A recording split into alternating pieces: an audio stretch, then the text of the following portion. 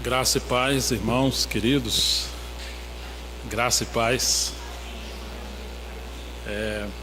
Essa é a terceira vez que o Senhor me traz até vocês e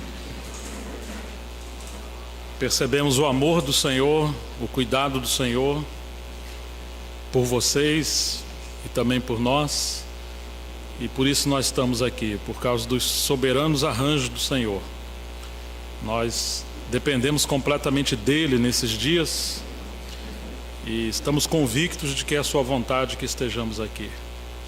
Antes de abrir a palavra, eu entrego as saudações da minha esposa Miriam, que ficou muito contente, agraciada de estar aqui daquela vez comigo. Também o Pablo Davi de Colômbia sabe que estou aqui. Vários outros irmãos sabem que estamos aqui. Então eles enviam saudações, também minha família e os irmãos da Assembleia lá em Montemor de Congrego. E todos estão orando para que a graça, a bondade do Senhor seja conosco nesses dias. E dessa vez o Senhor me deu esse privilégio de que o irmão Léo de Londrina me acompanhasse. Eu estou muito feliz por isso também. Cada vez que venho, o Senhor tem aberto caminho para que possamos vir com alguém, né? E o Léo tem sido um companheiro que o Senhor tem nos dado para aprendermos juntos aos pés do Senhor. Vamos abrir em Efésios capítulo 5.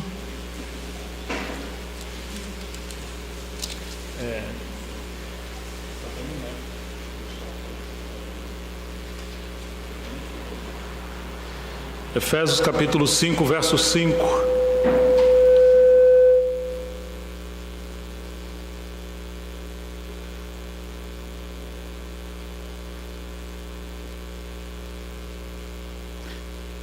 Efésios capítulo 5, verso 15. 15 ao 17.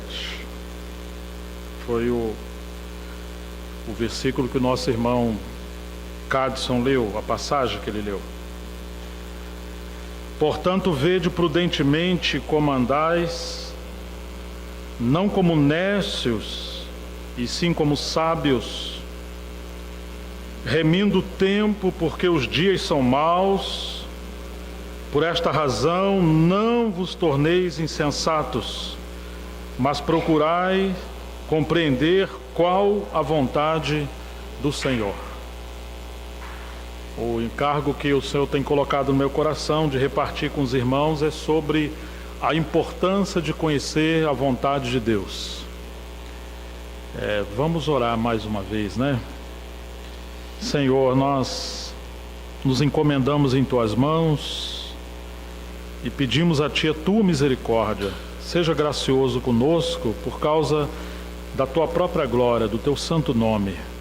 Nós pedimos que o ministério do Espírito Santo seja conosco, nos dirigindo, nos dando sabedoria, discernimento e a graça para falar, ouvir, sobretudo compreender e também obedecer a Tua palavra, Senhor. Abençoe esse tempo que o Senhor nos ajuntou aqui.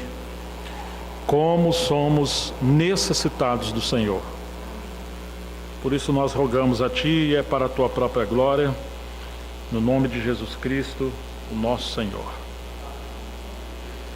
O nosso amado irmão Paulo, um servo precioso do Senhor, no primeiro século, foi um apóstolo depois do chamamento dos 12 apóstolos do Cordeiro.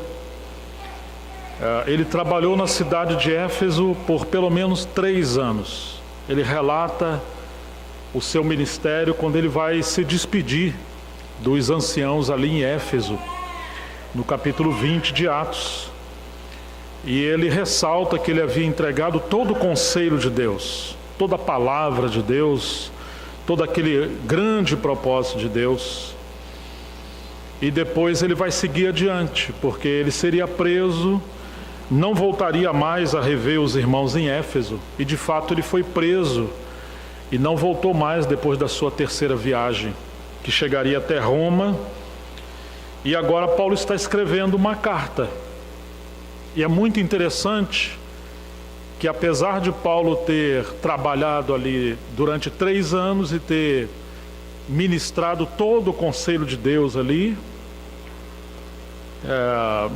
Ainda assim, na sua carta, ele fala algumas coisas tão importantes, procurando dar norte, dar direção à igreja, e ao mesmo tempo querendo que a igreja tivesse esse desafio de buscar a Deus, de não se contentar ao ponto que eles chegaram, mas sim que haveria mais luz e verdade da própria palavra de Deus.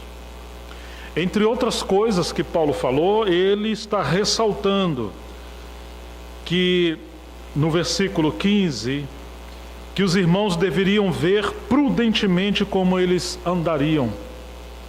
Como vocês devem viver a vida de vocês? Vocês não podem viver como nécios ou como pessoas que se estivessem bêbadas. Uma pessoa bêbada não tem direção clara. Ela não sabe para onde vai.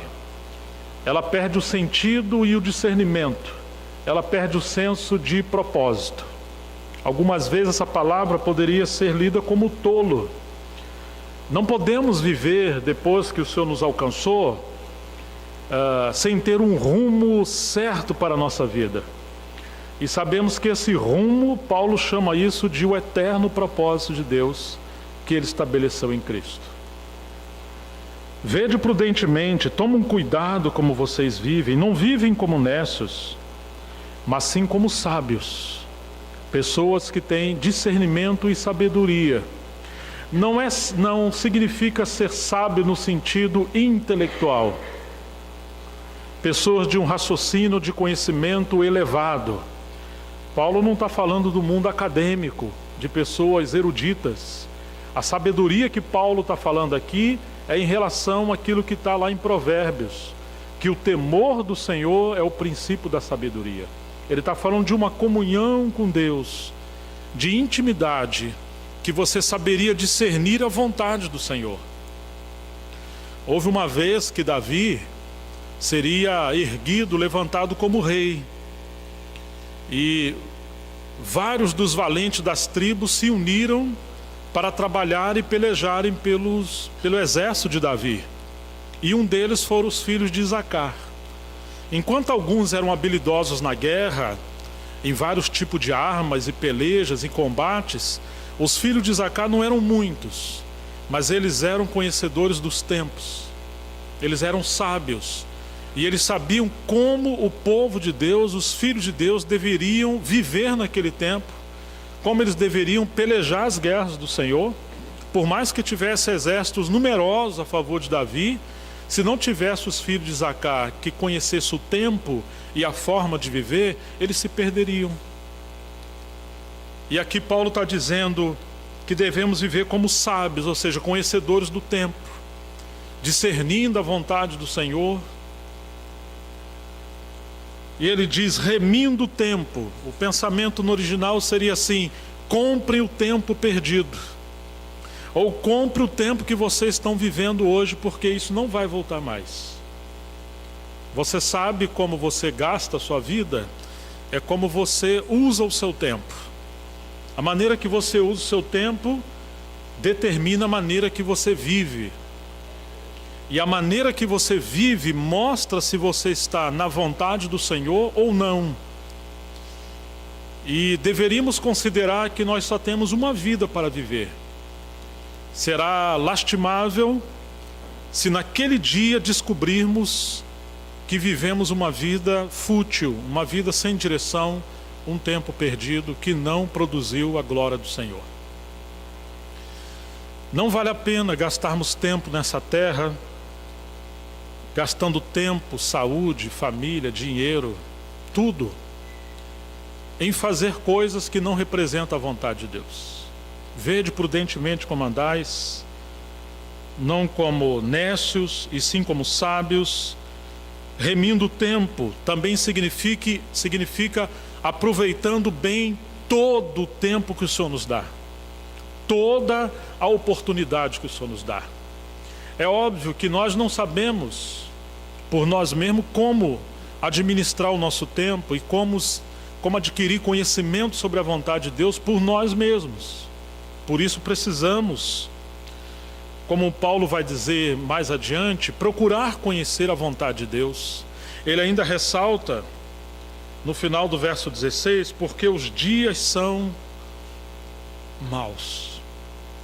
Irmãos, às vezes vivemos nessa terra como se tudo fosse muito bem, mas Paulo está dizendo que os dias são maus. O apóstolo João disse que eles já estavam vivendo nos últimos dias, nos últimos tempos. Na verdade, ele disse que era a última hora. E isso foi mais de 2000 anos atrás, ou pelo menos 2000 anos atrás. Se já na época que João estava vivo, ele disse que já era a última hora, e sabia que o anticristo viria, o que dizer de nós, irmãos? Que já passaram cerca de 2000 anos. Nós estamos nos últimos milésimos dos segundos, dos minutos, das horas de Deus. As profecias da Bíblia, especialmente as profecias históricas, muitas delas, se não todas, já se cumpriram. Apenas as últimas profecias sobre a volta do Senhor ainda estão em fase de cumprimento. Mas nós já estamos assim, nas pontinhas do pé, em relação à volta do Senhor. Os dias não são bons, os dias são maus. O A.W. Tozer, que foi um servo de Deus no século passado, ele dizia que um dos grandes problemas do povo de Deus nessa época é que eles vivem muito satisfeitos nesse mundo.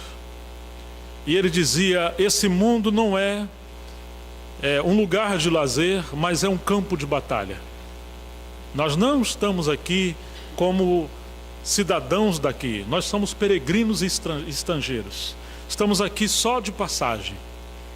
E deveríamos ter muito cuidado com a forma que nós vivemos aqui. Não podemos criar raízes nesse mundo como se o Senhor não fosse voltar.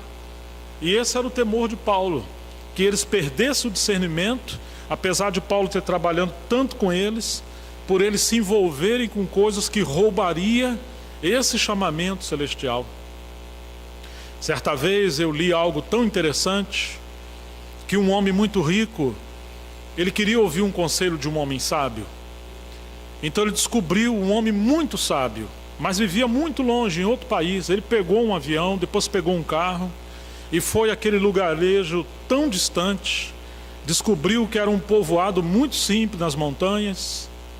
E ele chegou até aquele lugar, mas achou um casebre muito simples. Ele falou, puxa, mas um homem sábio mora aqui?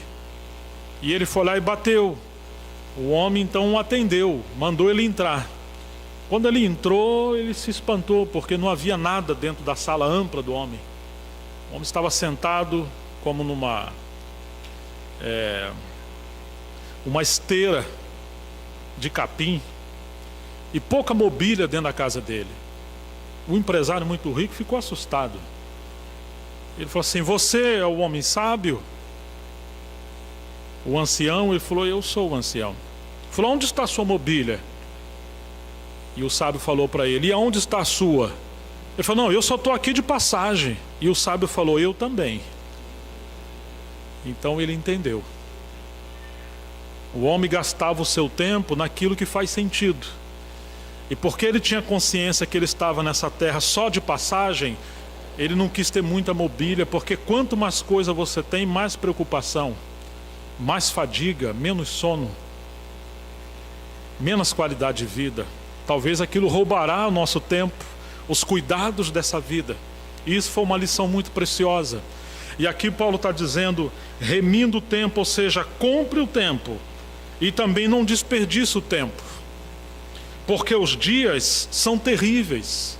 O mundo, inspirado pelo Deus desse século, vai criar todos os meios para nos manter distraídos com as coisas desse mundo, roubando nosso tempo de qualidade de serviço ao Senhor, para nos tornarmos cativos, como se estivéssemos no Egito, correntes nos nossos pés, cegueira nos nossos olhos. Às vezes gastamos um dinheiro que não temos, por isso fazemos dívidas. para comprar uma qualidade de vida que está acima da nossa realidade, para tentar agradar pessoas que não têm nada a ver com a nossa vida. Então nós vivemos uma falsidade, um estilo de vida que está além da nossa realidade, porque estamos tomando a forma desse mundo. E isso quanto nos rouba. Quase sempre as coisas que nos afligem são aquelas coisas que nunca deveríamos ter, ou são as coisas que não fazem sentido. Que Deus nos liberte de estarmos distraídos. Paulo fala, os dias são dias de combate, são dias de guerra, são dias terríveis, não são dias fáceis. Por esta razão, verso 17, não vos torneis insensatos, sem senso, sem discernimento, mas procurai compreender qual a vontade do Senhor. Meu Deus do céu, Paulo está aqui externando, expressando a sua própria vida, porque somente um homem que viveu uma vida antes, que ele derramou todo o seu ser fazendo algo que ele acreditava, inclusive, que estava agradando a Deus, e depois ele descobriu que não estava fazendo a vontade de Deus. Você se lembra como que o Senhor capturou Paulo? Paulo estava indo no caminho de Damasco a perseguir os cristãos. Havia acontecido recentemente um apedrejamento em Jerusalém. Um jovem chamado Estevão foi apedrejado até a morte. E aqueles que apedrejaram esse Estevão colocaram as suas vestes aos pés de um jovem, e esse jovem era Saulo. E Saulo viu aquele jovem que tinha um rosto que brilhava como de um anjo, olhando para os céus e orando para o nosso Senhor, o Deus e Pai, perdoar a eles porque não sabia o que faziam. Mas Paulo respirava ameaças e morte, a sua respiração era cheia de ira. Então ele pegou cartas de autorização dos principais, dos sacerdotes, e ele agora está indo além de Jerusalém, está indo agora para Damasco perseguir os cristãos. Ele vai dizer em Atos 26:9, não precisa abrir, ele diz assim: a mim me parecia que eu deveria praticar muitos males contra o nome do Senhor. Então Paulo está fazendo aquilo que ele achava que deveria fazer. Ele está fazendo aquilo de todo o seu coração. Ele diz a Timóteo que ele serviu a Deus desde a sua meninice. No coração de Paulo, ele está trabalhando para Deus. Ele está sincero, porém sinceramente errado. Ser sincero não é suficiente. Fazer o melhor que nós pudermos não é suficiente. É possível que venhamos fazer tantas coisas, mas Paulo fazia todas essas coisas na sua força natural. Para ele, Jesus era um defunto, um impostor, e a igreja era uma seita, até o dia que ele, indo uma luz do sol mais brilhante que o sol de meio-dia, raiou sobre ele, ele cai, fica cego, e uma voz lhe disse: Saulo, Saulo, por que você me persegues? Saulo diz: quem és tu, Senhor? A palavra Senhor ali é soberano, Senhor dos senhores, amo. Paulo foi criado aos pés de um homem muito sábio, chamado Gamaliel. Ele estava sendo preparado para ser um grande homem entre os fariseus. E Paulo foi constituído pela palavra do Velho Testamento, conhecia várias línguas, era um grande homem. Ele sabia o que essa palavra Senhor significava, digo. Ele não falou aquilo da boca para fora. Ele está vendo que o Deus do Velho Testamento, que apareceu a Abraão, que apareceu a Moisés, que apareceu a Isaac, a Jacó, que apareceu aos pais, que era o Deus de Davi, o Deus do seu povo, foi aquele que falou com ele. Mas ele agora não sabe quem é ele com clareza, porque para os judeus eles sabiam que Deus é um. Mas agora Paulo está vendo a Trindade, o mesmo Deus que é um só, segundo a escola, o pensamento dos judeus, do povo hebreu do Velho Testamento. Paulo está descobrindo que subsistem 3 pessoas: o Pai, o Filho e o Espírito Santo. E eu fico imaginando a leitura que Paulo está fazendo nessa experiência agora que teve no caminho de Damasco. Todas aquelas profecias, tipologias sobre o Messias, todo aquele tabernáculo, o sacrifício, o cordeiro. Nesse momento Paulo está vendo que tudo aquilo se cumpriu em Cristo. Quem és tu, Senhor? Soberano Senhor. Eu sou Jesus, a quem tu persegues. Você imagine? Ele está perseguindo o Senhor. Ele acha que está fazendo a vontade de Deus, mas ele está lutando contra Deus. E o Senhor fala assim: dura coisa é para ti, no versículo 14, recalcitrar ou dar coice contra os aguilhões. Uma versão contemporânea diz: dura coisa para ti é você relutar contra a minha vontade. É dar coice, é isso que significa. Porque o Senhor já vinha falando com Saulo quando Estevão foi apedrejado. O Senhor já vinha falando com Saulo de várias maneiras, mas ele insistiu na sua própria vontade. Ele agora fica cego e ele pergunta: Senhor, o que queres que eu te faça? São 2 perguntas maravilhosas. Uma: quem és tu, Senhor? E outra: o que queres que eu faça? Nós deveríamos também fazer sempre essas 2 perguntas. Por mais que já conhecemos o Senhor, devemos querer conhecer mais profundamente o nosso Senhor.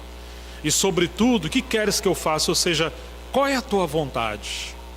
O Senhor não respondeu claramente para Paulo, mas ele fala: entra na cidade, lá se dirão para você o que você deve fazer. Então o Senhor se revela a um discípulo chamado Ananias. E Ananias fica surpreso, porque ele fala: ó Senhor, esse homem, tem ouvido falar que ele tem perseguido e feito muitos males ao teu povo. O Senhor: vai, Ananias, não tenha medo, porque ele é para mim um vaso escolhido, para levar meu nome a muitos lugares. Eu vou mostrar o quanto ele deve padecer pelo meu nome. Agora Ananias vai lá encontrar Saulo, e é muito interessante o que vai acontecer. Abra comigo, por favor, em Atos capítulo 22. Vamos ler o versículo 24. E você vai ver, nós vamos ver a base do chamamento de Paulo. Atos 22.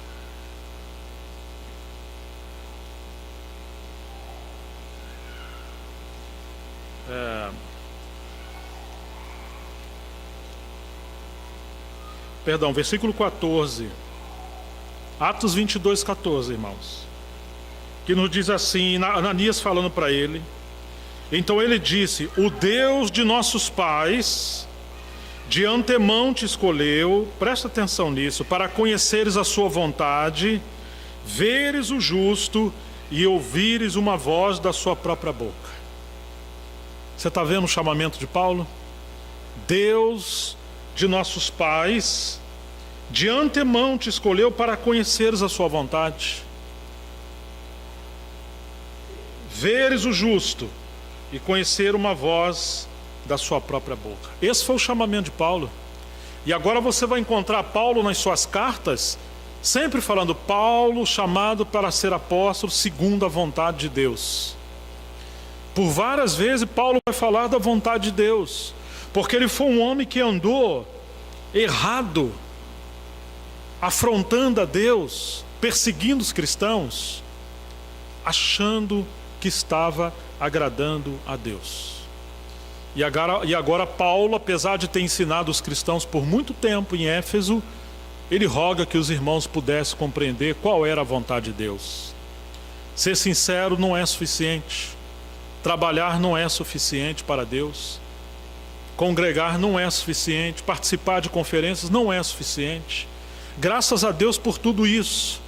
Mas o Senhor quer alinhar a nossa vontade com a vontade dEle, ao ponto que a nossa vontade seja exclusivamente e unicamente a vontade do Senhor.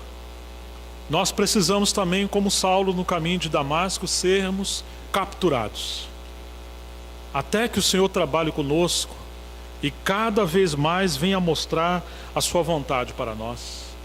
Oh, irmãos, os dias que nós vivemos são dias maus. E nós podemos estar sendo empurrados por muitas forças, de diferentes maneiras, para sairmos do centro da vontade do Senhor. Eu tenho a sensação de que a maior necessidade que nós temos hoje é de conhecer a vontade de Deus. Eu também tenho a sensação que a maior frustração de um filho de Deus é não saber a vontade de Deus para a sua vida.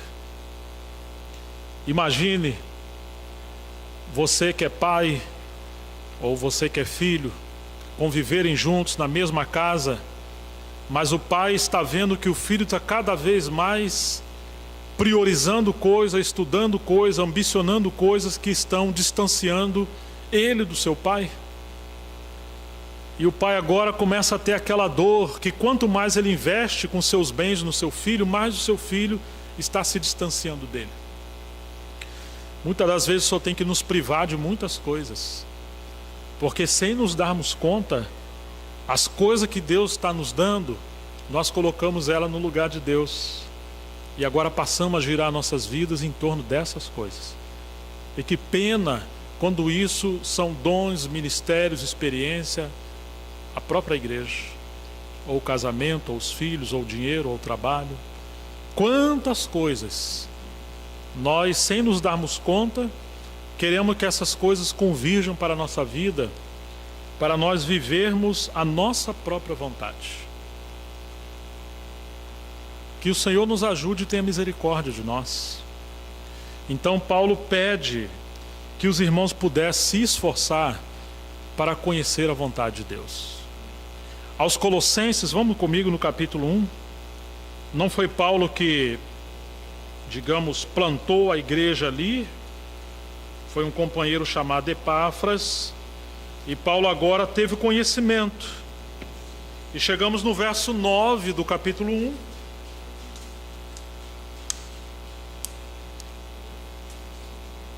Colossenses 1:9.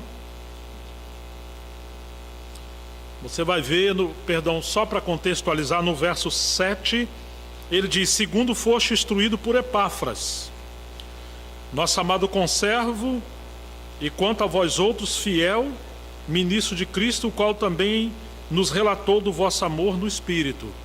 1:9 agora, mas só para a gente ver que foi Epáfras que trabalhou ali. Colossenses 1:9. Por esta razão, também nós, desde o dia em que o ouvimos Epáfras, não cessamos de orar por vós e de pedir que transbordeis de pleno conhecimento da sua vontade, em toda a sabedoria e entendimento espiritual, a fim de viver de modo digno do Senhor, para o seu inteiro agrado, frutificando em toda boa obra e crescendo no pleno conhecimento de Deus. Você está vendo que Paulo está orando, e você está vendo que ele está orando com seus companheiros. E agora, por que Paulo está orando? Ele está orando e pedindo que os irmãos pudessem transbordar.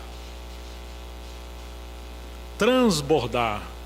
Imagine um vaso que você está derramando água ao ponto de transbordar, extravasar, completamente pleno, convicto.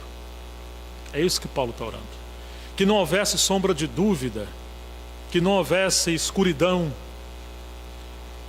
que não houvesse conflito entre os irmãos sobre a vontade do Senhor para essa assembleia, mas que eles pudessem transbordar de pleno conhecimento da sua vontade. É muito interessante que às vezes na Bíblia aparece a palavra vontade, mas às vezes aparece a palavra pleno, pleno conhecimento, plena vontade.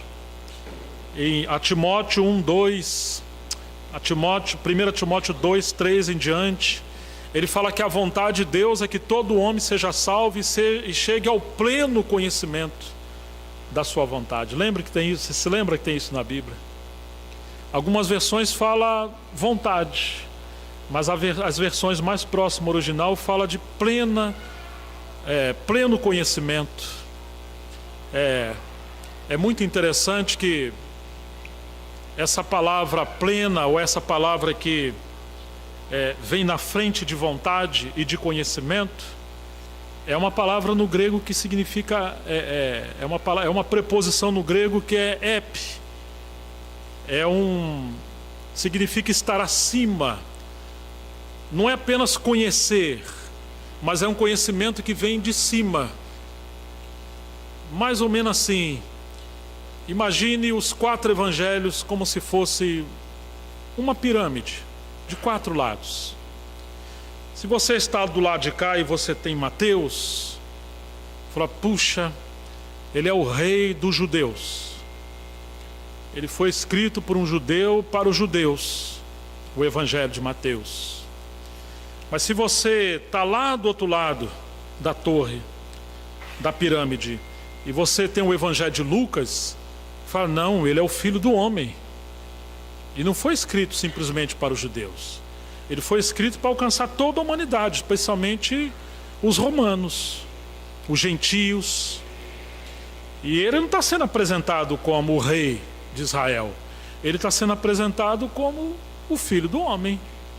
E ali o escritor é Lucas. E quem é Lucas? Ele é um médico. Então ele sabe relatar muito bem, apresentar Jesus como filho do homem. Ah, mas se você está no outro lado dessa pirâmide, você tem o evangelho de Marcos. Fala, não, eu não estou vendo ele nem como filho do homem, nem como rei. Para mim, ele é aquele escravo. Se comparar com o animal, ele é como um boi. Ele não tem nem genealogia, e eu só vejo ele em obediência. Eu acho que vocês estão equivocados. Mas se você vê João no outro lado extremo dessa pirâmide, e você tem só esse evangelho, fala, olha gente, nós não estamos falando a mesma coisa. Não, ele não é da terra, não é escravo, não, ele veio do céu. E ele foi escrito por aquele apóstolo que deitou no seio de Jesus. E o evangelho está sendo escrito para revelar, não que ele é escravo, ou filho do homem, ou o rei de Israel. Não, ele é o filho de Deus. Sua natureza é de Deus. E João não está contando as expulsões de demônios, os conflitos em Jerusalém com os falsos mestres. Ele está mostrando a divindade de Jesus, o seu amor, sua peregrinação com seus discípulos. E o equilíbrio, irmãos, é a gente juntar esses 4 evangelhos e entender que Deus quer que nós venhamos ter um conhecimento de cima, epignose, ou seja, o pleno conhecimento. A vontade de Deus é essa, que todo homem seja salvo e chegue ao pleno conhecimento de Deus ou da sua vontade. Então muitas vezes nós estamos aqui embaixo, mas o Senhor quer nos levar ao monte mais alto da sua revelação, e ali a gente poder conhecer a sua vontade. Mas o que é interessante é que sempre que Paulo está falando da vontade do Senhor, em nenhum momento e de forma alguma ele separa a vontade de Deus da pessoa do seu filho. Pelo contrário, nós só vamos conhecer a vontade de Deus na medida que nos relacionamos com o seu filho. O seu filho é a suprema vontade dele para nós. E à medida que conhecemos o seu filho, nós passamos a enxergar as demais coisas na perspectiva do Senhor. Precisamos ver as coisas com essa lente do conhecimento do Filho de Deus. Então ele quer nos tirar dessa atmosfera terrena e nos levar a esse nível de intimidade, de comunhão.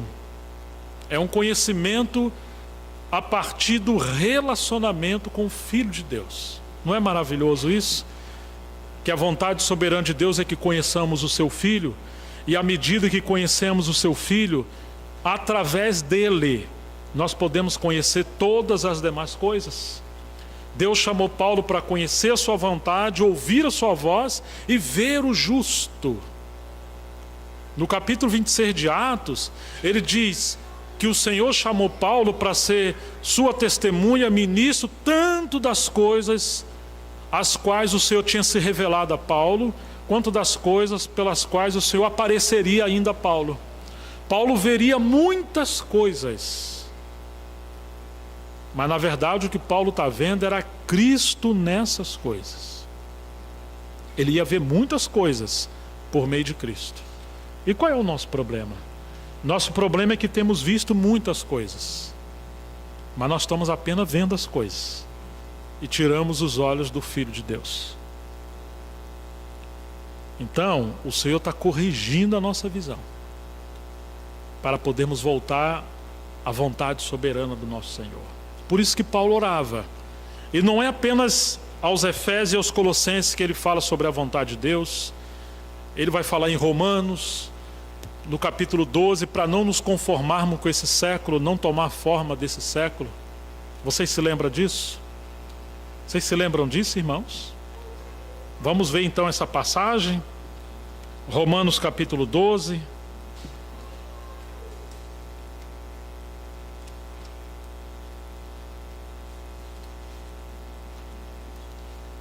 Doze, 1.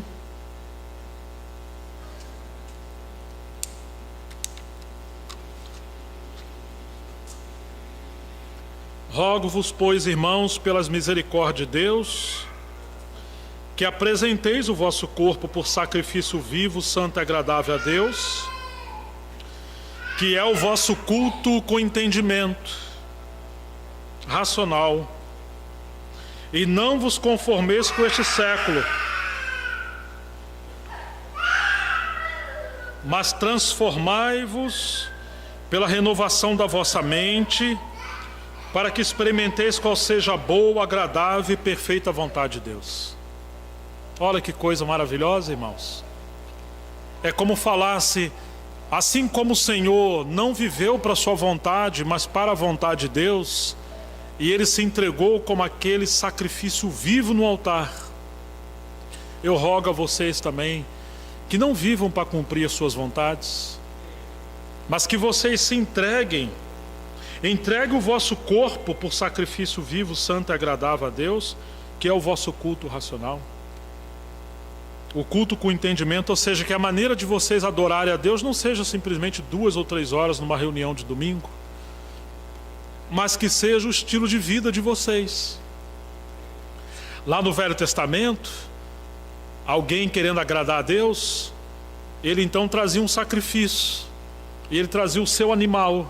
Seu animal tinha que ser perfeito, não podia ser aleijado ou cego ou manco, ele tinha que dar o melhor. E ele entregava então ao Senhor, entregando a um sacerdote. Quando ele consagrava esse animal ao sacerdote, ele agora não podia tomar de volta. Esse corpo vivo, esse animal, agora ele foi sacrificado ao Senhor em consagração. O animal pegava agora a ferramenta, o cutelo, matava. O sacerdote matava o animal, depois dilacerava ele em partes, as partes que tinham que ser jogadas fora, lançava fora do arraial, e as partes que seriam agradáveis a Deus, colocava sobre o altar, e ali o fogo do altar, incandescente, ia queimando, até esse sacrifício se transformar num punhado de cinza. Deus ficava satisfeito. Quando era a questão do pecado, o pecado do ofertante era transferido para o animal, e o ofertante era perdoado. Quando era em sacrifício de aroma suave, aquele era um louvor, era uma consagração. Agora Paulo está dizendo, vocês lembram daquele sacrifício? Por um lado é Cristo que nos substituiu lá na cruz, mas por outro lado, agora Ele espera que sejamos nós. Ele espera que a gente não apenas de longe venhamos falar, Senhor, nós te adoramos e queremos viver para ti. Não, aquele altar do tabernáculo representa a cruz, e aquele sumo sacerdote lá, o livro de Hebreus mostra que é o nosso Senhor. Lembra que tinha uma faca, um cutelo que cortava os animais? O livro de Hebreus capítulo 4 diz assim, que a palavra de Deus é mais cortante que espada alguma de 2 gumes. Ela é mais afiada do que essa espada. Ela faz separação entre espírito, alma, juntas e medulas, e ela é apta para discernir os pensamentos e as intenções do coração. Não há criatura alguma que esteja encoberta diante do Senhor, tudo está nu e patente aos seus olhos. Em outras palavras, Ele espera que agora a gente venhamos entregar nossa vida ao Senhor como um sacrifício vivo e permitir viver uma vida no altar. Ele vai nos cortar pela sua palavra, penetrando o nosso coração, para fazer separação das coisas que agradam a Deus e as que não agradam. E agora, os nossos pensamentos, que são tão distantes aos pensamentos do Senhor, o Senhor quer corrigir isso, até que a vontade dEle e a nossa vontade seja uma só, ela venha nos governar, nós sejamos conquistados por esse amor. E sabe, todas essas debilidades que nós temos, quando nós entregamos tudo isso ao Senhor e vivemos nesse altar da consagração, o fogo do altar, o fogo do Espírito hoje vai queimando, assim como assim como aquela carne do sacrifício ia sendo queimada até se transformar em cinzas. Chega uma hora que a nossa vida vai sendo queimada pela vontade de Deus no altar da cruz, pelo fogo do Espírito Santo e a palavra, e todas essas debilidades vão sendo substituídas pela vida de Cristo. Só resta louvor. E a nossa vida é uma vida que agrada a Deus, vivendo de forma consagrada. É isso que Paulo está dizendo. Rogo-vos, pois, irmãos, pelas misericórdias de Deus, que apresenteis o vosso corpo. Não venhamos viver para agradar os desejos da nossa carne, mas apresentemos o nosso corpo como um sacrifício vivo. Aquele animal não voltava mais atrás, então que possamos não voltar mais atrás também, mas de forma santa e agradável a Deus, que é o vosso culto racional. Não tome a forma desse mundo, mas transformai-vos pela renovação da vossa mente. Olha como a palavra de Deus precisa trabalhar e mudar nossa mente, nosso pensamento. Oh, irmãos, quanta necessidade nós temos disso. Os pensamentos determinam as nossas ações. Nossas ações se transformam em nossos atos. Nossos atos se transformam em nossos comportamentos. Esse comportamento se torna o nosso caráter. Nosso caráter se torna o nosso estilo de vida. E isso determina como estamos gastando a nossa vida. Nós somos o que pensamos. Por isso que a nossa mente precisa ser transformada, renovada pelo poder da palavra de Deus, quando nós estivermos no altar da consagração. Somente dessa forma, disse Paulo, vocês serão transformados pela renovação da mente, para que experimenteis qual seja a boa, agradável e perfeita vontade de Deus. Oh, irmãos, quantas vezes estamos tão longe da vontade de Deus, porque estamos longe da cruz. Porque somos como aquele animal, que no lugar de ir para a cruz, a gente dá coice, como o Senhor falou para Paulo, você está dando coice contra os aguilhões, e saímos correndo. Mas o Senhor quer nos capturar, e Ele está fazendo isso. Ele permite tantas coisas, para que sejamos um povo conquistados, pelo Senhor, para que o Senhor possa realmente cumprir a sua vontade em nós. Mas em relação a compreender a vontade do Senhor, nós podemos ver que poderíamos pelo menos aplicar, pelo menos considerar a vontade de Deus em 4 aspectos, que pelo menos é a minha pequena e modesta percepção nesses dias. Em primeiro lugar, a Bíblia mostra para nós a vontade soberana de Deus que rege o universo. Essa é a primeira coisa sublime que nós devemos compreender. Poderíamos chamar isso de a vontade soberana de Deus. Depois podemos ver na Bíblia a vontade geral de Deus, a vontade para todos os seus filhos. Em terceiro lugar, nós poderíamos ver a vontade de Deus em relação aos serviços para nós, filhos de Deus, membros do corpo de Cristo. Em quarto lugar, a vontade circunstancial de Deus. São aquelas circunstâncias, aquele período, aquele processo que nós temos que tomar decisões e que necessitamos conhecer a vontade do Senhor, que está relacionada com essa vontade soberana, com essa vontade geral com essa vontade em relação ao serviço. Elas estão alinhadas. E que essa vontade circunstancial, ela não é uma vontade perene que vai perdurar a vida inteira. Às vezes o Senhor quer a gente fazendo algumas coisas, morando no lugar, lidando com certas coisas, e daqui a pouco o Senhor quer nos mudar de contexto. E nós precisamos buscar o Senhor para saber a sua vontade em relação a isso. Então, se o Senhor nos ajudar, vamos também considerar a vontade do Senhor nesses 4 pontos. Vamos pelo menos considerar, antes de entrar em cada ponto desse, não podemos sair dessa linha do Filho de Deus, porque Ele é o nosso maior modelo e exemplo do que é uma vida sendo vivida, derramada na vontade de Deus. O Senhor conheceu perfeitamente a vontade soberana do Pai, a vontade geral do Pai, a vontade para o seu serviço e a vontade circunstancial, porque Ele migrava de contexto constantemente. E essa vontade vai crescendo à medida que nós vamos sendo fiéis. Eu vou apenas mencionar rapidamente, em Mateus 6, 10, Ele ora para que a vontade de Deus seja feita na terra assim como é feita nos céus. Você se lembra disso? Então Ele está mostrando que existe um conflito, que enquanto nos céus Deus tem uma vontade soberana que reina, aqui na terra existe, infelizmente, por causa da queda e da desobediência, a vontade do homem que sempre está permeada com a rebelião. E agora nós precisamos orar: ó Senhor, nosso Senhor Jesus ensinou a orar assim: venha a nós o teu reino, seja feita a tua vontade, assim na terra como nos céus. Quando chegamos em Mateus 7, versículo 21, puxa, tem um texto ali tão complexo às vezes, né?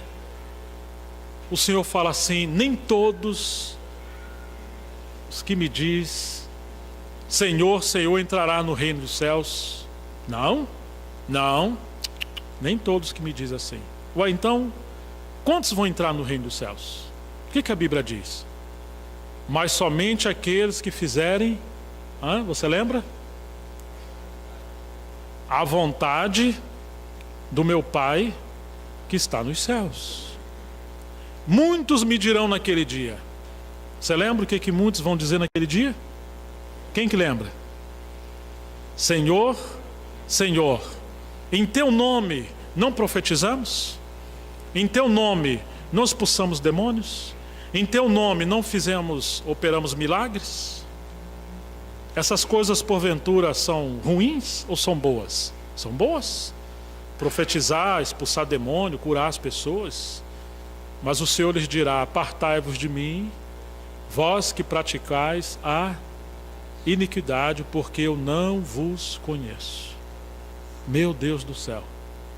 É possível gastar a vida inteira pregando, curando, expulsando demônio, trabalhando para Deus, igual Saulo trabalhava para Deus, e o Senhor naquele dia falar: não vos conheço. E a iniquidade ali, pelo contexto, é você fazer coisas em nome de Deus, desobedecendo a Deus.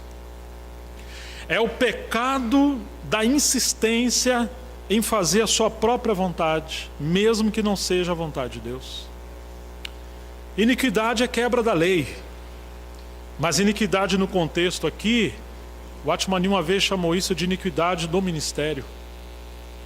É levar uma vida de serviço desalinhada da vontade de Deus.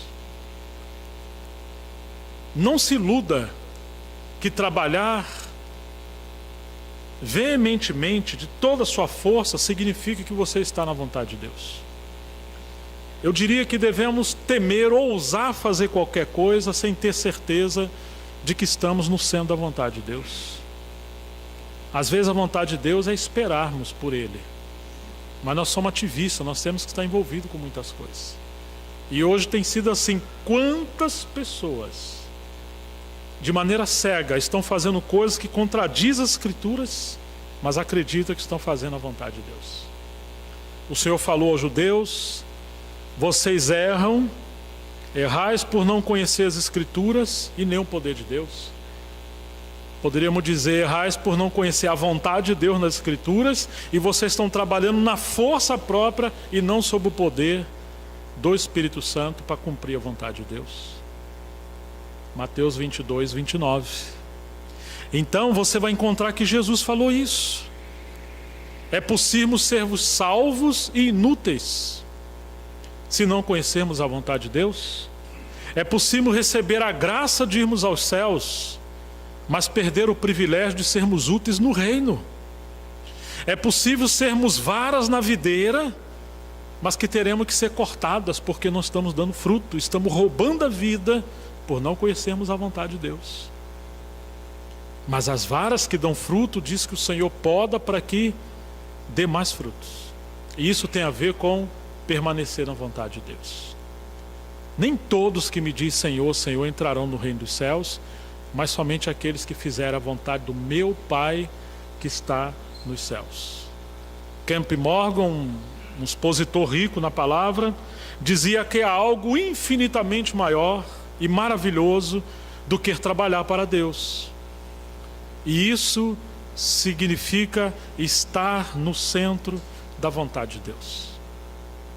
Nós não sabemos a vontade de Deus, mas nós deveríamos buscar, antes de qualquer coisa, estarmos na vontade de Deus.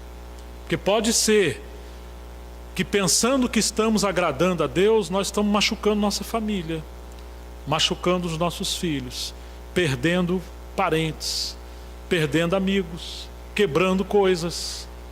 Quantas coisas nós fizemos em nossa própria força. Virão tempos, disse o Senhor em João 16, que vão perseguir vocês e matarão alguns de vocês dentro do templo. E eles vão achar que estão fazendo a vontade de Deus. Está em João 16. Você imagina isso? Jerusalém, Jerusalém, vocês matam os profetas, vocês perseguem aqueles que eu estou enviando. Quantas vezes eu quis ajuntar vocês debaixo das minhas asas, vocês não quiseram.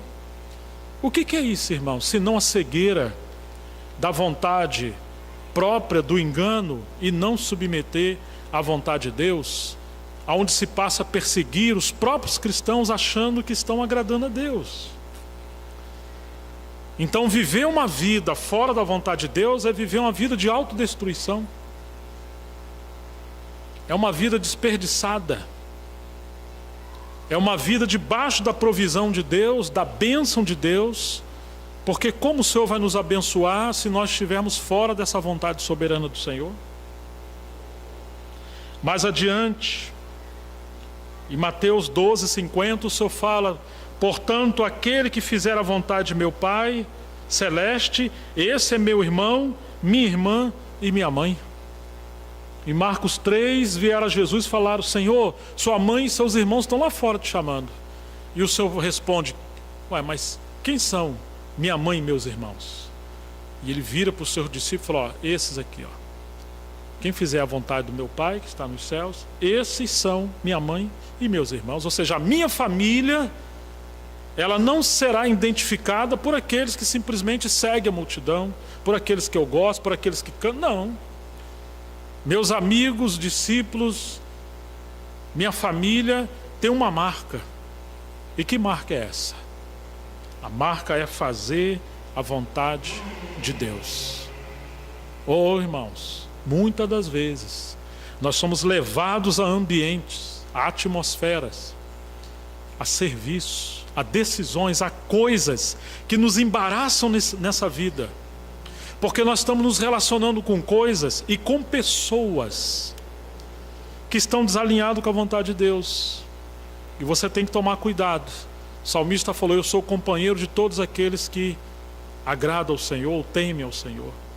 Não gaste a sua vida com pessoas que não se submetem à vontade de Deus. Uma vida fora da vontade de Deus é uma vida semelhante ao querubim caído. Isso é a expressão de rebelião. Os Irmãos Unidos, que foi um movimento na Europa, especialmente na Inglaterra e na Irlanda, os Irmãos Unidos, com Darby, Anthony Groves, George Miller e muitos outros. Mas eles costumavam dizer que Deus tem dois princípios que governam o universo. Um chama-se graça e o outro governo. Deus faz tudo pela graça, porém para nos levar de volta ao seu governo. Deus não nos salva e concede os seus favores por graça, simplesmente para viver uma vida livre.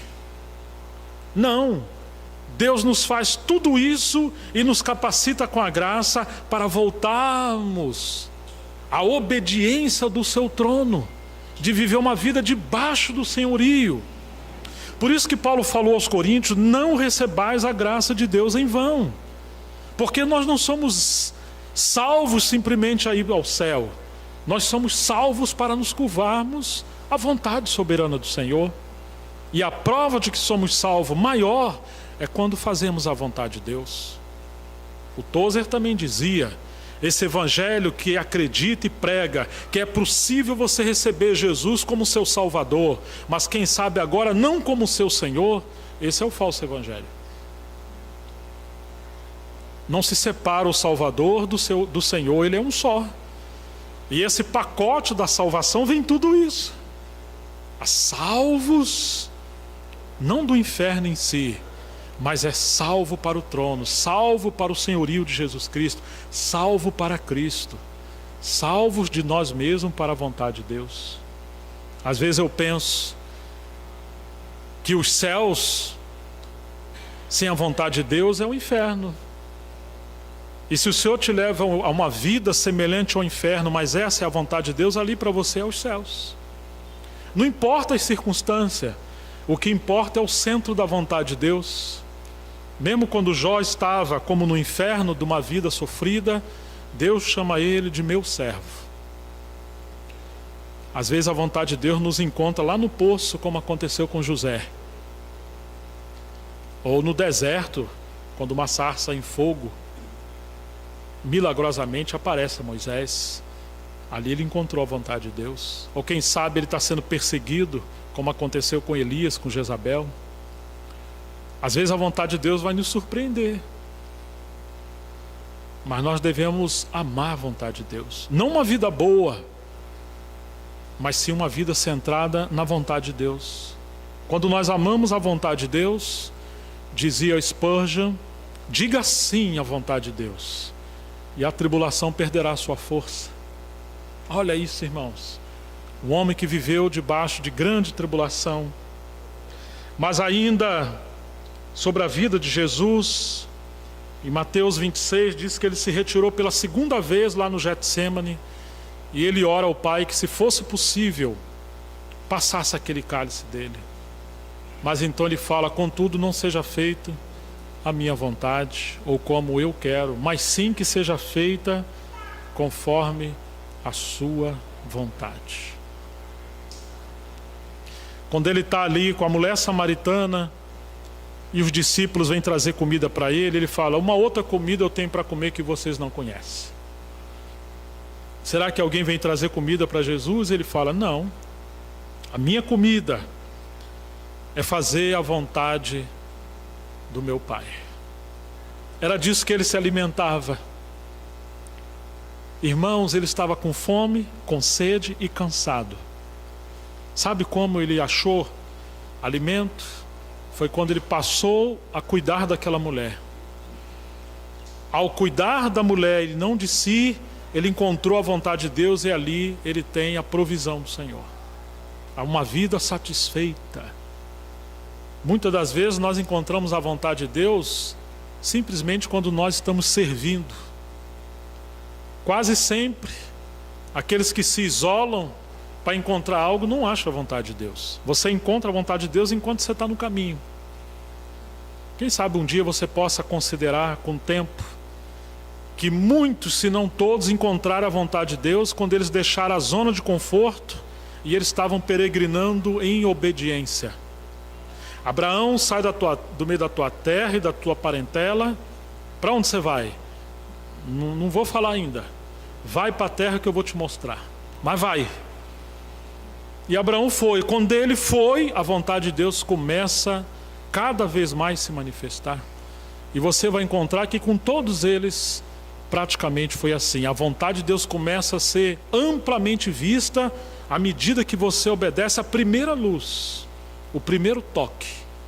Mesmo que você não tenha o controle, na verdade nós nunca vamos ter o controle de todas as situações. Já viu um botão de uma flor? Aí o sol brilha e aquela luz maravilhosa irradia sobre esse botão e ela se abre. Quando ela se abre, você olha para dentro, o que tem lá? Um outro botão. E o sol vem no outro dia e ela se abre de novo. Viu que tem ali um outro botão. E a cada dia, como a luz da aurora, assim a vereda do justo, que vai brilhando, brilhando até ser dia perfeito. Aquela flor, para ser aberta em plenitude, ela tem que estar debaixo da presença do sol. E podemos considerar isso e aplicar como a vontade de Deus. Você está debaixo do sol da luz da verdade, do sol da justiça. E se você se submeter, vai se abrir na sua vida a vontade de Deus, tudo será belo, ainda que haja espinhos nessa flor e alguns insetos para perturbar. Ventos de tempestade, calor e frio, mas no outro dia o sol está ali. Pode ser que você não saiba a vontade de Deus para o futuro, mas esse botão vai se abrir novamente, um outro botão, e cada vez que você obedece, a vontade de Deus vai se abrindo mais e mais para você, até ser dia perfeito, e nenhuma dúvida haverá. Mas precisamos estar debaixo da vontade do Senhor, da primeira vez que o Senhor se manifeste a nós. Então, queridos, vou apenas mencionar o primeiro item sobre a vontade de Deus. Você que anotou, eu falei que poderíamos dividir a vontade de Deus em 4 pontos. Qual é mesmo o primeiro? A vontade soberana de Deus. Então vamos em Efésios capítulo 1, nós já estamos chegando ao final do nosso tempo. O versículo 9.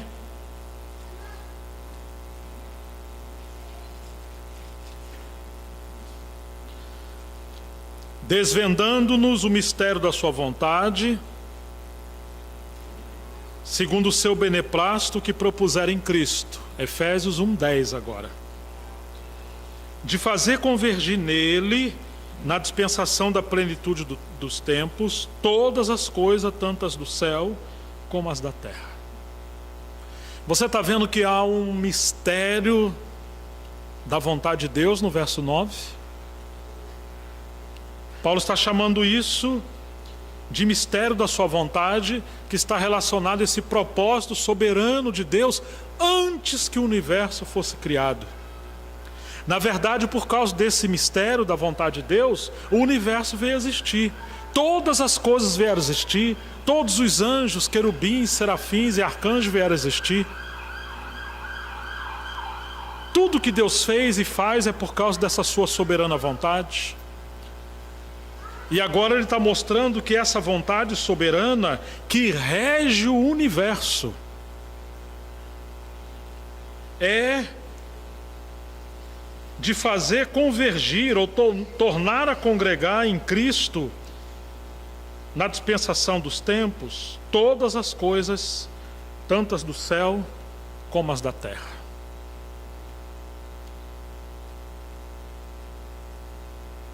Como a gente precisa de graça para simplificar essas palavras, que é tão profundo, e podemos criar embaraço ao tentar explicar o grego e tanta coisa.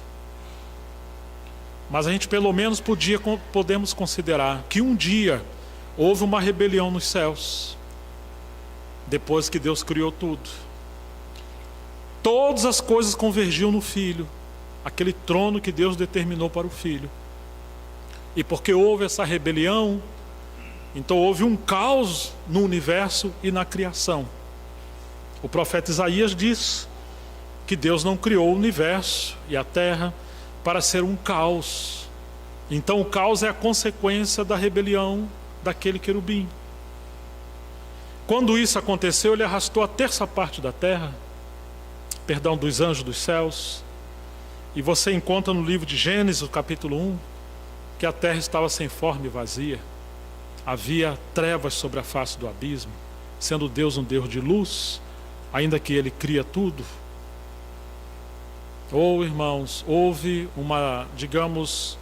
uma descentralização no universo, desfragmentação do universo.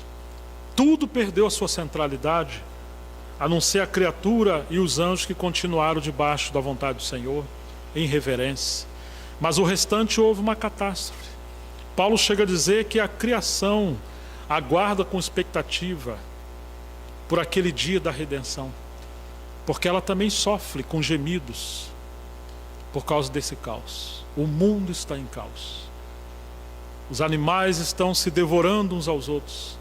A própria natureza tem fenômenos terríveis. Se apenas o Sol se movesse milímetros, seria uma catástrofe no universo, especialmente na Terra.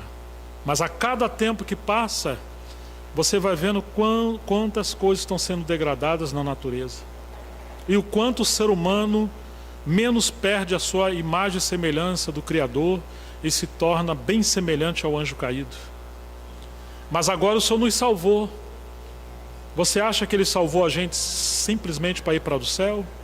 Nós que somos tão rebeldes, nós que temos uma vontade tão dura, nós que, se pudermos, queremos que Deus seja o nosso escravo, nós que temos a tendência de fazer todas as coisas girarem em torno da nossa vontade, nós não temos noção do quanto somos escravos de nossa vontade e o quanto que o nosso maior inimigo não é Satanás, não é o mundo, não é a morte, não é o caos, não é a depressão.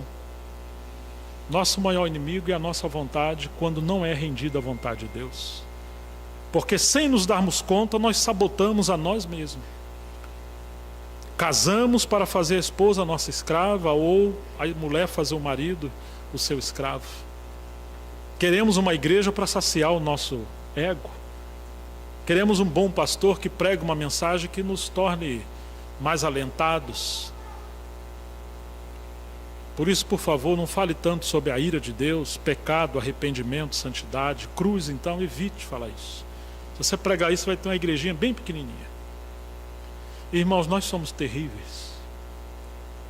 E se tem algo que o Senhor está trabalhando profundamente, é nos render e nos libertar da nossa vontade, porque se tem algo que impede a obra de Deus no mundo, é a vontade humana e não Satanás.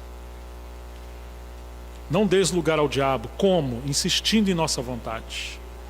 Então agora o Senhor está fazendo uma grande obra. Ele está tirando tudo que está na frente da vontade de Deus, tudo que está impedindo tudo convergir para essa pessoa maravilhosa que é o nosso Senhor.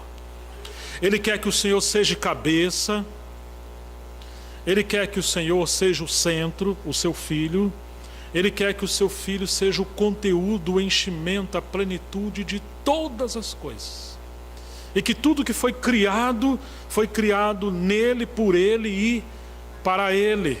Para que a plenitude de Cristo se manifestasse no universo, mas primeiramente por meio da igreja.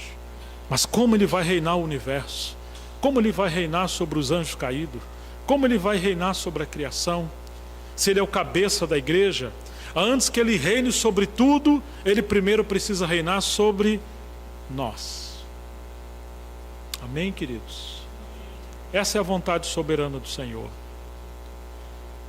Então, sem muitas delongas, não ouse fazer qualquer coisa que não vá convergir para esse propósito de agradar o Filho, de sermos mais semelhantes a Ele, de que isso revele mais o seu espírito de cordeiro, de piedade, de que Ele terá glória nas nossas decisões. Não insista em fazer uma oração que contrarie esse princípio. Não pense que o Espírito Santo vai cooperar com você e comigo em qualquer coisa que não seja para glorificar o Filho de Deus. O ministério do Espírito Santo é exaltar o Filho de Deus e nos levar a servi-lo e ter sabedoria e graça e tudo o que precisarmos, mas com esse propósito. O ministério do Espírito Santo é trabalhar para que esse mistério da vontade soberana de Deus seja concretizado. Então, em primeiro lugar, irmãos, nós podemos ver na Bíblia que existe a vontade soberana de Deus. Agora, irmãos, nós que estamos aqui, o Senhor espera, antes de tudo, que venhamos a nos submeter a Ele. Você crê que há um só Deus? Disse Tiago. Você faz bem. Mas os demônios também acreditam nisso. E estremecem diante dos golpes da sua justiça e da sua vontade. A Vulgata Latina Católica abre um parênteses que diz assim: os demônios também creem, abre um parênteses assim, e estremece dos golpes de justiça ou da sua vontade. Cada vez que Deus executa a sua vontade, os demônios estremecem, porque sabem, como diz o livro de Apocalipse, que resta ali a Satanás pouco tempo. E ele sabe que quando o Senhor voltar, ele vai estabelecer o seu reino de justiça e paz. Haverá um reino onde a justiça e paz dominará. E com ele os santos obedientes reinarão e serão galardoados com ele.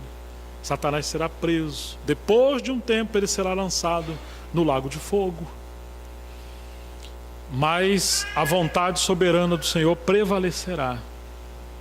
Todos aqueles que hoje se curvarem diante da vontade do Senhor, naquele dia se alegrarão e reinarão com Ele. Mas todos que hoje resistirem à vontade do Senhor e não se curvarem, terão que se curvar debaixo da vara da disciplina do Senhor. Todo joelho se dobrará, toda língua confessará que Jesus Cristo é o Senhor. Mas Ele está fazendo essa obra maravilhosa de nos ganhar. E Ele quer que, primeiro de tudo, nós possamos ser governados com essa visão do mistério da soberana vontade do Senhor. E a vontade do Senhor é que seu Filho seja tudo em todos, seja a cabeça, seja o centro. Não importa se estamos profetizando, expulsando o demônio ou pregando. Se temos grandes conferências, grande sabedoria, muita literatura, grande obra, tudo isso poderá queimar como palha naquele dia. Poderá ser que muitos, inclusive, nem sejam salvos. E sejamos surpreendidos naquele dia. Porque o prazer das pessoas não é fazer a vontade de Deus, muitas das vezes. O prazer das pessoas é cultivar essas coisas que fazem bem. E é possível que sejamos viciados em fazer coisas boas. Coisas inclusive bíblicas. Porque essas coisas nos tornam mais prazerosos com o nosso status, com os louvores que ganhamos dos homens, com os tapinhas nas costas. Mas, irmãos, tudo isso pode ser um engano farisaico. A prova maior de que alguém é um filho de Deus, a prova maior de que estamos agradando a Deus, é quando nós, além de sermos salvos, além de encontrarmos a graça de Deus, é viver uma vida em busca da vontade de Deus e aí ficar quietinho. E aí a gente obedecer a Deus. Os puritanos diziam que a murmuração é um louvor a Satanás. Por que murmuramos? Porque não queremos nos submeter à vontade daquele que é soberano. Porventura pode o vaso falar ao olheiro: por que me fizeste assim? Se pudéssemos, colocaríamos Deus sentado numa cadeira e falar: olha, nós precisamos ter uma conversa séria contigo. Eu acho que o Senhor está equivocado em algumas coisas.